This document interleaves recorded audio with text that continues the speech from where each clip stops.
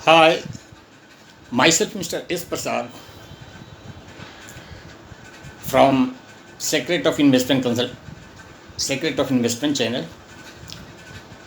दोस्तों, मैं आपके बीच लंबे समय से इन्वेस्टमेंट और फाइनेंस पर विभिन्न वीडियो देते आ रहा हूं और मेरा दावा है मेरा वीडियो काफ़ी इन्फॉर्मेटिव है।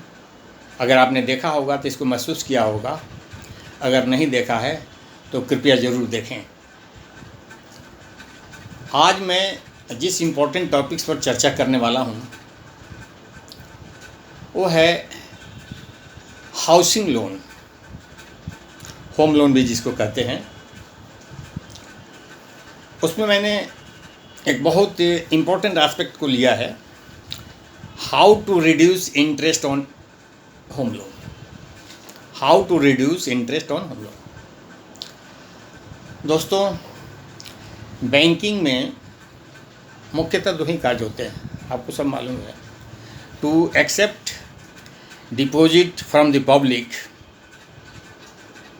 And to lend them again to the public. मतलब acceptance of deposit and finance to the public, यही दो काम होते हैं बैंकों में, मुख्य यही काम। तो पब्लिक के द्वारा जो लिया गया पैसा है फॉर द डिफरेंट स्कीम्स, उस पर उसको इंटरेस्ट देने पड़ते हैं। For meeting out the expenses of interest paying on deposit, they have to finance the fund received from public again to the public for that different uses,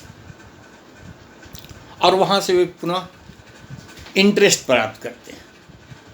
ये दो काम है, एक्सेप्ट करना for the security of the fund for payment of interest and again finance to the public to receiving interest in lieu of financing the fund. ये banking पर मैं पुनः एक वीडियो बनाऊंगा, ये विस्तृत विषय है। मैं आज अपने चर्चा को कंसाइज करता हूं, हाउसिंग लोन।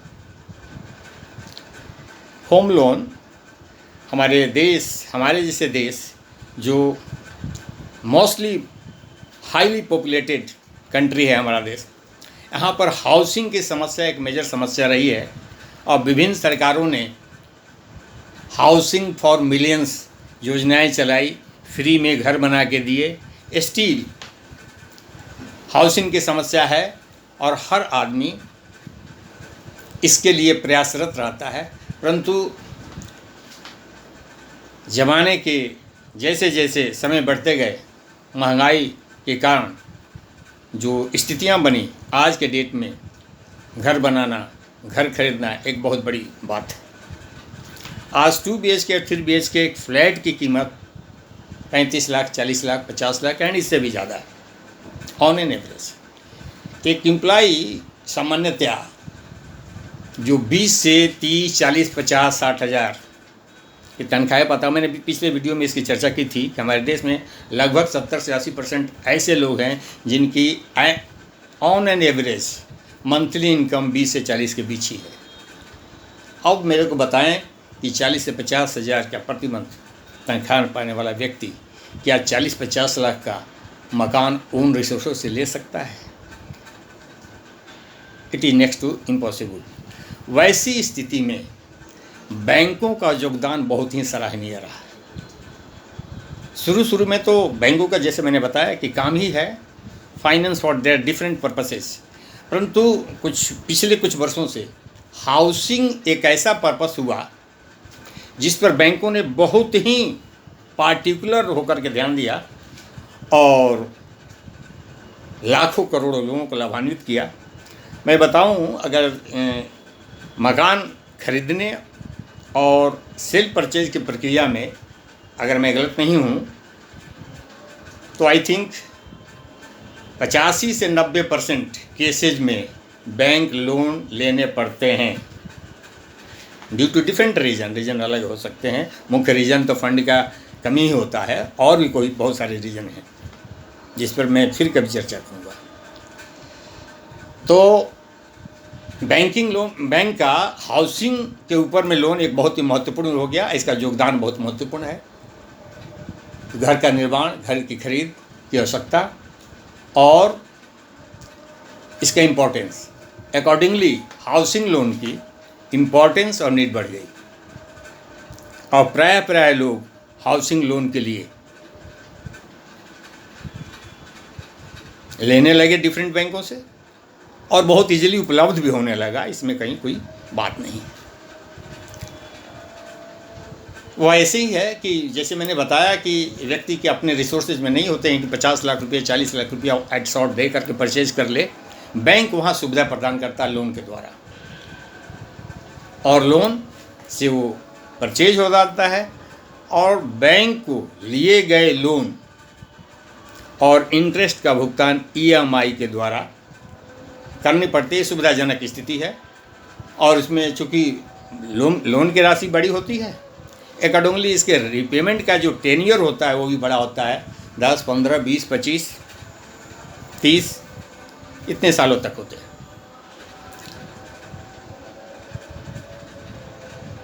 तो मैं how to reduce interest burden on housing loan तो मैं चर्चा करूंगा, लेकिन मैं कुछ अदर एस्पेक्ट की चर्चा करूंगा अपने इस वीडियो में जो शायद आपको कहीं नहीं मिले। हाउसिंग लोन या किसी भी लोन समाज में हर व्यक्ति की इसकी ज़रूरत रही है सदियों से और लोन की पूर्ति पुराने ज़माने में साहूकारी प्रथा हुआ करती थी, जिसमें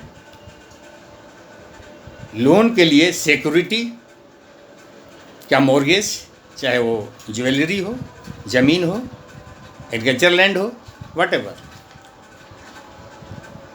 उसके बाद इंटरेस्ट की बहुत भारी भरकम राशि।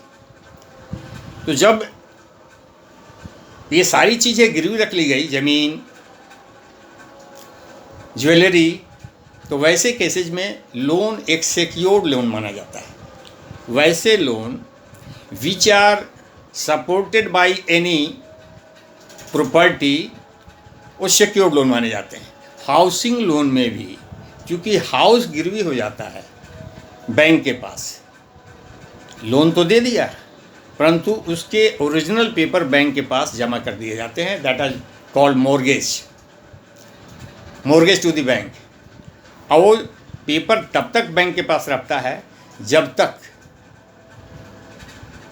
कस्टमर पूरे ब्याज के साथ पैसा लोन का जमा नहीं कर देता, फिर वापस हो जाता है, तब वो उसका अपना संपत्ति हो जाता है। मैंने कल चर्चा किया है एक एसेट एंड लायबिलिटी पर, मैंने चर्चा किया, उसमें बताया और मैं पुनः थोड़ी बता दूं कि लोन लेने की प्रक्रिया में मकान तो कस्टमर का है, लेकिन चूंकि उसने लोन ले लिया तो मकान एक संपत्ति है। लोन ले लिया, लोन इसके लिए दायित्व हो गया, लायबिलिटी हो गया। और जब तक यद्यप वो उस मकान में रहता है और मालिकाना हक उसका रहता है, बैंक उसमें कोई इंटरफेरेंस नहीं करता है। During the period of loan भी बैंक उस पर कोई इंटरफेरेंस नहीं करता है। किस्तें जा रही है, जब तक किस्त पूरी नहीं हो जाती तब तक मकान भले ही आप रह रहे हो बैंक के जिम्मे है, बैंक के ऊपर में गिरवी है। जब पूरा हो गया तो वो मकान आपका होगा, पूर्ण संपत्ति आपकी होगी। हाँ, मैं इसमें ये बताना चाह रहा हूँ कि इसमें सबसे इम्पोर्टेंट जो बात है calculation of interest on home loan. Home loan जैसे कि बड़ी राशि होती है, 30 lakh, 40 lakh, 50 lakh, 20 lakh, right, like this. और उसकी टेन्योर भी बहुत लंबे होते हैं, 10 से शुरू होकर के 10, 15, 20, 25, 30। इस पीरियड में बैंक एक किस्त निर्धारित करता है जिसको EMI कहा जाता है। EMI जिसको कहा जाता है उसको देता है। इस इंटरेस्ट के निर्धारण के पीरियड में मैं बहुत बारीकी से आपको बताता हूँ। आज भी वह साहूकारी प्रथा है, इस पर आप ध्यान दें। आपने लोन लिया होगा पहले क्या होता था? चक्रवृद्धि, कंपाउंडिंग इंटरेस्ट। कंपाउंडिंग इंटरेस्ट का सिंपल डिफिनीशन या कंसेप्ट यह है कि आपने जो लोन लिया और महीने के या साल के जो इंटरेस्ट एक्यूड हुए, अगर आपने भुगतान नहीं किया तो वो इंटरेस्ट प्रिंसिपल पर ऐड होते जाते हैं और principal plus interest again become principal, और अब नेक्स्ट ईयर उस प्रिंसिपल पर इंटरेस्ट चार्ज होगा जो पिछले साल प्रिंसिपल पर इंटरेस्ट चार्ज होकर के गया था। यहाँ पर मैं बताऊँ, कोई व्यक्ति अगर 20 लाख का लोन लिया था और साल में अगर उसके 3 लाख ब्याज हो गए तो अगले साल 23 लाख पर इंटरेस्ट चार्ज होगा। पुनः अगर 450 इंटरेस्ट हो गया तो उसके नेक्स्ट ईयर 2750 पर इंटरेस्ट चार्ज होगा। These are the concept of compounding interest. But अब मैं बताऊं कि अभी फ़िलहाल लाइफ एग्जाम्पल से मैं बताना चाहूँगा कि बैंकिंग में अभी हो क्या रहा है। जबकि गवर्नमेंट का कंसेप्ट है housing for all, housing for shelter, housing for the purpose of living along with their children and parents. तो इसमें हो क्या रहा है, एक एग्जाम्पल से मैं बताऊं कि हाउसिंग लोन में फ़र्ज़ करें कोई व्यक्ति 30 लाख का लोन लेता है। फर्स्ट ईयर ब्याज की राशि, अगर मैं एग्जाम्पल की बात करूं कि प्रिंसिपल 30 लाख, इंटरेस्ट के रेट 11% करूं, हालांकि अब ये इंटरेस्ट का रेट कम हो गया, इस पर भी मैं चर्चा करूंगा, अभी कम हो गया है, और टेन्योर ऑफ रिपेमेंट 15 ईयर्स करूं तो इसमें EMI 34,000 रुपये आती है और उस EMI के रेट से साल की 4,09,176 रुपया कस्टमर के द्वारा बैंक को पे किया जाता है। अब 34,000 महीने का जो कस्टमर के द्वारा EMI पे किया जाता है, बैंक उसको किस रूप से यूटिलाइज करता है, ये बहुत महत्वपूर्ण है ध्यान देने की। कंसेप्ट क्या है? You have taken loan and thereafter interest is calculated on that amount. तो पहले क्या हुआ? लोन, उसके बाद इंटरेस्ट। यहाँ आपने जो EMI की राशि दी, उस राशि से उस महीने का जो इंटरेस्ट हुआ 100% एडजस्ट कर दिया जाता है, और बहुत थोड़ी सी जो राशि बचती है उसको प्रिंसिपल से माइनस किया जाता है। अगेन सेकेंड मंथ भी वही प्रक्रिया चलती है, थर्ड मंथ एंड अकॉर्डिंगली लंबे समय तक ये प्रक्रिया चलती है। तो मैं इस एग्जाम्पल में बताऊं कि 30 लाख का लोन है, 11% का इंटरेस्ट है, 15 ईयर्स का टेन्योर है, इसमें EMI की राशि 34,097 रुपीज़ होती है और फर्स्ट ईयर के फर्स्ट मंथ में 27,500 रुपये की इंटरेस्ट की राशि बनती है। Bank out of that 34,000 total interest की राशि 27,500 एडजस्ट कर लिया और उसमें से जो बची हुई राशि 6,597 रुपया है, that has been adjusted to their principal amount. ये ऑब्जेक्शनेबल पॉइंट है, ये ऑब्जेक्शन उठना चाहिए, इस पर केस भी होना चाहिए। आपके एग्रीमेंट में ये कहाँ लिखा हुआ? आपने EMI जो बनाया है, EMI में कहाँ लिखकर आपने दिया है कि हमारा EMI की राशि को आप 100% फर्स्ट मंथ फर्स्ट ईयर में वाले इंटरेस्ट को आप लिक्विडेट करेंगे, देयर आफ्टर बची हुई थोड़ी सी राशि को आप हमारे प्रिंसिपल्स में एडजस्ट करेंगे। नतीजा क्या होगा कि प्रिंसिपल की राशि तो एज इट इज आउटस्टैंडिंग रह जाएगी, जिसके कारण कस्टमर को बहुत बड़ी राशि इंटरेस्ट के रूप में पे करनी पड़ेगी। मैं इसी एग्जाम्पल में देखूं, ठीक मंथ वाइज अगर करूं तो 12 महीने में मात्र जो है प्रिंसिपल की राशि से 83,292 रुपये माइनस होते हैं एक साल में, जबकि एक साल में कस्टमर द्वारा दी गई राशि 4,09,176 है। 4,09,176 से मात्र 83,000 रुपये प्रिंसिपल से डाउन हुए हैं। प्रिंसिपल के आउटस्टैंड रहने से इंटरेस्ट उसी पर लगेगा। प्रिंसिपल जो लोन की राशि है उसी पर लगेगा, उसको आप तो रिड्यूस कर नहीं रहे हैं। This is a faulty system, this is way of compounding interest, this is just like a sucking the blood of the customer. 19 वाली पुरानी जो साहूकारी प्रथा हुआ करती थी, लगभग वैसे ही है। आप सिंपल एक मकान और शेल्टर के लिए दी गई हाउसिंग लोन को इंटरेस्ट का कैलकुलेशन ऐसे कैसे कर सकते हैं? ये कैलकुलेशन आप बिल्डर के लिए कर सकते हैं, डेवलपर के लिए कर सकते हैं, बड़े बिजनेसमैन के लिए कर सकते हैं, चूँकि they are doing the business to get interest. परंतु ये जो ओन यूटिलिटी के लिए मकान बना रहा है, मकान परचेज कर रहा है, उससे इस टाइप का इंटरेस्ट का कैलकुलेशन कहीं से कहीं उचित नहीं है। इसमें अगर आप 34,000 जो प्रीमियम है उसको आप प्रिंसिपल से माइनस करते हैं 34,097 प्रति महीना, तो एक साल में प्रिंसिपल की राशि 4,09,176 रुपया माइनस होती है, ये काउंट करेगा। और इस टाइप से अगर 30 लाख की भी राशि है तो मात्र 7.5 साल में वो खत्म हो जाएगी। तो इंटरेस्ट में बहुत बड़ा फर्क पड़ेगा। परंतु बैंक क्या कर रही है? फर्स्ट जो मैंने बताया एग्जाम्पल में कि टोटल ईएमआई के राशि को से पहले टोटल कैलकुलेट किए इंटरेस्ट को माइनस कर दिया और थोड़ी सी जो राशि बची 18-20%, अब इसी केस में देखें 34,000 में 27,500 इंटरेस्ट में एडजस्ट कर दिया, मात्र 6,000 रुपया और इसी हिसाब से प्रिंसिपल से एडजस्ट हो रहा है। This is not proper. तो ये इंटरेस्ट का कैलकुलेशन इसमें सही नहीं है। आपको मैं कह रहा हूँ हजारों हजार लाखों लोग जो हाउसिंग लोन लेते हैं कभी भी इस पर ध्यान नहीं दिया होगा।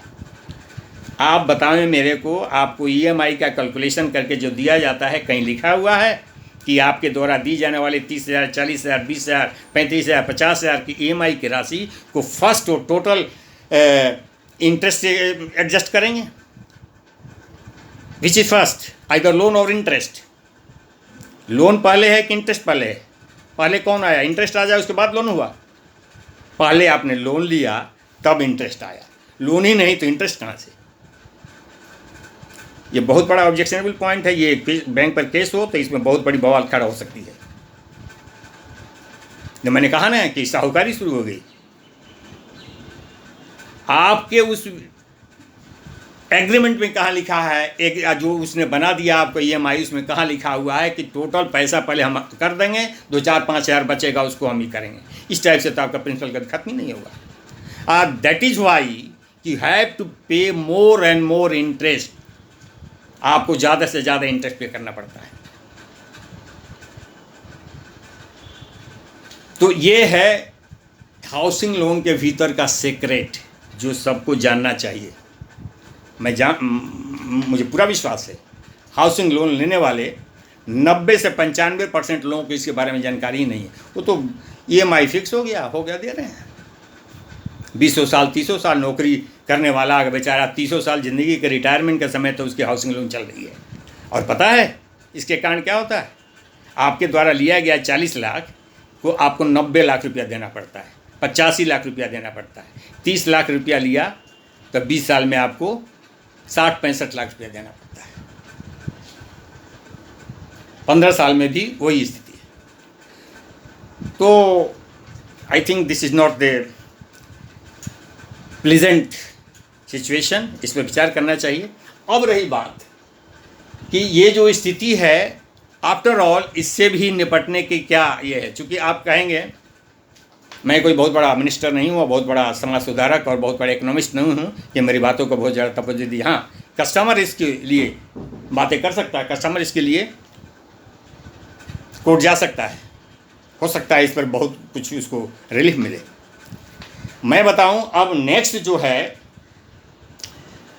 आफ्टर ऑल एस्टेब्लिश्ड जो उनका वे है कैलकुलेशन ऑफ इंटरेस्ट का, उसमें आप फर्ज करें कि कोई भी एग्जाम्पल है, उसमें एक लोन की राशि होती है प्रिंसिपल से, हम 30 लाख रखते हैं, रेट ऑफ इंटरेस्ट 11% जो हम उसी एग्जाम्पल से चल रहे हैं, और जो कि पहले था, अभी कुछ दिन पहले तक था 11-12% तक, और रिपेमेंट टेन्योर 15 ईयर्स है। इस रिपेमेंट पीरियड के 15 ईयर्स होने से 30 लाख पर 31 लाख रुपये ब्याज देने पड़ रहे हैं। During the tenure of 15 years 31,37,000। आप एक चीज़ को ध्यान रखें, आपके इंटरेस्ट को सबसे ज़्यादा प्रभावित करने वाला जो तत्व है इसमें, उसको जरूर ध्यान रखेंगे आप, EMI की राशि और रिपेमेंट टेन्योर। इंटरेस्ट रेट तो आपके फिक्स हो गए, जिस रेट में ले लिया वो ले लिया, लेने के पहले आप विचार कर लें कहाँ कम है कहाँ ज़्यादा, वो अलग बात है। परंतु दो चीज़ सबसे बड़ा महत्वपूर्ण है जो आपके पूरे लोन अमाउंट को इफेक्ट करता है। टेन्योर का आपने एक्सेप्ट किया या आपने ऑप्ट किया, और प्रीमियम की राशि EMI की राशि क्या देते हैं। EMI की राशि अगर टेन्योर आपने घटा दिया तो EMI की राशि नेचुरली थोड़ी बढ़ जाएगी, और ये इन टोटलिटी में आपके द्वारा दिए जा रहे इंटरेस्ट की राशि को बहुत कम कर देगी। मैं एग्जाम्पल के द्वारा बताता हूँ। अगर आपने ये 30 लाख से एग्जाम्पल से मैं चलता हूँ, रेट ऑफ इंटरेस्ट 11% है, 20 ईयर्स का आपका रिपेमेंट शेड्यूल है, तो वैसे में 30,000 की EMI बनती है, 30,965। आपके द्वारा दी जाने वाली इंटरेस्ट की राशि 44 लाख बनती है, 44,31,000। 20 को जब आप 15 कर देते हैं तो EMI की राशि 44 से क्या हो जाती है, 30 से क्या हो जाती है, बढ़ जाती है, 34 हो जाती है, और आपके द्वारा दी जाने वाली राशि इंटरेस्ट की 31,37,000 हो जाती है ना। और इसको और कम कर देते हैं, 10 साल के लिए कर देते हैं, तो EMI की राशि 41 लाख हो जाती है, 41,325 हो जाती है, और EMI 41,325 हो जाती है। अगर आपने EMI की राशि को और बढ़ा के 47,000 कर दिया तो आपका लोन इंटरेस्ट जो है मात्र 15,24,000 हो जाता है, और वो जो 15-20 साल में रिपे होने वाला था लोन, वो मात्र 8 साल में रिपे हो जाता है। तो इस टाइप से आपके 15 से 20 लाख रुपये की बचत होती है। आपने EMI तो फिक्स हो गया, आपका एक ही काम है, महीने के एक्स्ट्रा पैसा आप डालें, जो भी कहीं से एरियर, कहीं से बोनस, कहीं से कुछ मिलता है, आप जो आपका EMI चल रहा है उसको चलने दें। महीने का एक्स्ट्रा पैसा जितना ज़्यादा डालेंगे उतना ज़्यादा रिलीफ होगा, और आपको पता चलेगा कि जो अभी तक कैलकुलेट किया गया था उससे कम से कम 50% का रिलीफ हो गया। अगर 30 लाख 35 लाख आप ब्याज दे रहे थे, आपको 15-16 लाख ब्याज में ही आपका लोन एडजस्ट हो जाएगा, और you will benefited bye 15 to 18 lakhs और इवन मोर। तो ये था हाउसिंग लोन के भीतर की बातें जो हर व्यक्ति को जानना चाहिए था। मुझे उम्मीद है कि यह आवश्यक और बहुत ही इन्फॉर्मेटिव वीडियो आपको बहुत काम आएगी, और आप इसको लाइक करेंगे और इस वीडियो को लाइक एंड शेयर करें, ताकि आपके ज़्यादा से ज़्यादा जानने वाले इससे लाभान्वित हो सकें। और मैं पुनः आपसे याद दिला दूं, हमारे चैनल को सब्सक्राइब जरूर करें। Okay, thank you again, next video.